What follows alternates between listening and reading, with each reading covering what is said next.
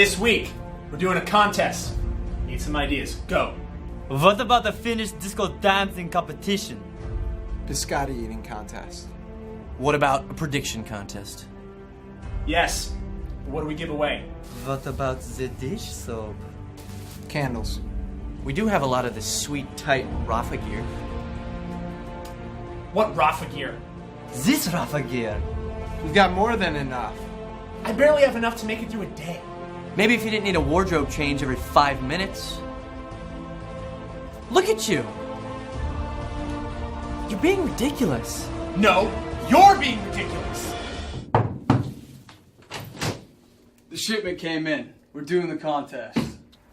Nice package.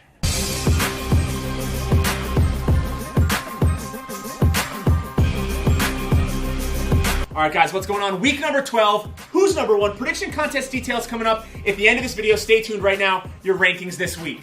All right, guys, a lot of good racing to get to. We had some Washington stuff, some ACA racing up in Colorado. The three big races that mattered. We had the World Cup in Igor, Spain. We had the CXLA weekend down in SoCal. And, of course, the MBX GP in Warwick, Rhode Island. It was sick. Moving on, women's rankings this week. Kicking things off, number 19 this week, Devin Gorey goes 4th and 5th in SoCal. Number 18 this week, and also your drop of the week. It's Mo Bruno Roy. Was the jump of and then the drop and then the sprinters course last. Come on, Mo. I couldn't catch him. Sometimes all the watts, it's just I don't have enough power in my legs. What's a watt? Watts are like energy. It's like energy your legs put out. Like 5-hour energy? Like in a light bulb. You got like a wicked bright light bulb or a dull light. I was a dull light bulb yesterday.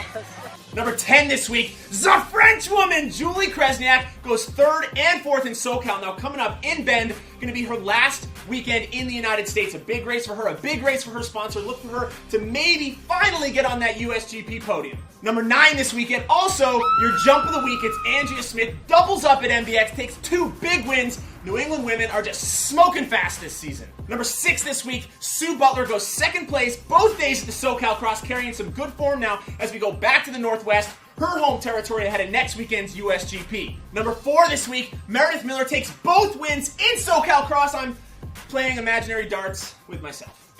Now your top 3 this week stay the same. No changes for Antonu, Nash, and Compton. None of them raced this weekend. Now Katie not coming over to Bend, so it's going to be Antonu versus Nash. Can she do it again? We'll see this weekend. All right, guys, I get your comments every week. I read all your tweets. Colt, we love the show. You tackle such taboo subjects. But, is there anything off limits? Anything you don't find funny? Anything too sacred to laugh at? And the truth is there is.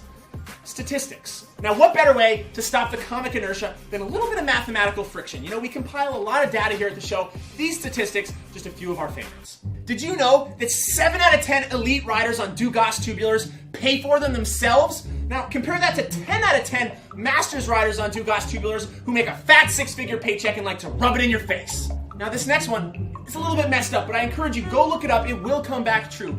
The average rider on the Cannondale Cyclocross World Team has 1.25 fallopian tubes. Now this one, actually pretty interesting. The UCI minimum course width divided by the width of Adam Meyerson's is 1. Coincidence? Men's rankings this week. Now kicking things off, last weekend's catastrophic drop of the week, it was Brady Capias moving his way back up the ladder. Number 29 this week, finally making his way onto the rankings, it's Flying Brian Foley out of Texas with a strong 8th place finish at MBX. Number 23 this weekend, also your drop of the week, it goes to Zach McDonald, goes 8th and 9th at the SoCal Cross. Now, like Mo Bruno Roy, just wasn't the right course for him, but if you want to be one of the top dogs, you got to be able to get it done, whether it's wet, dry, or anything in between. Number 21 this week, it's Justin the Honey Badger Lindeen. Now, tough weekend out at MBX, but finally, heading West Coast for Justin. We're going to get a chance to see that East Coast, West Coast, just bring it together, mash it up, and see what comes out the other end. Number 16 this week, it's Cody Kaiser. Goes top 5 at SoCal. Freaking awesome. And then we got Danny Summerhill, another young rider out in Colorado, takes 2 big wins there for the ACA. Number 8 this week, Jeff Kabush. Now, we haven't seen him in a while, but he has been training. He will be in Bend, and he'll be ready to go. Number 7 this weekend, also your jump of the week. It's Luke Keogh, the young rider, outsprints Christian Hoyla and Jamie Driscoll to take the win on day 1 at MBX. Are you kidding me? Now your top 4 this week, lots of controversy. 3 of these guys took wins this weekend. One of them didn't even race. At the end of the day, we're going number 4, Christian Hoyle takes the win on Sunday at MBX. Number 3, Ben Bairden takes a great win in SoCal. Number 2, Jeremy Powers, you gotta think he's taking the weekend off. He will be ready, he's training, ready to go in Bend. And then your number 1 rider, backing it up again, taking another win this week.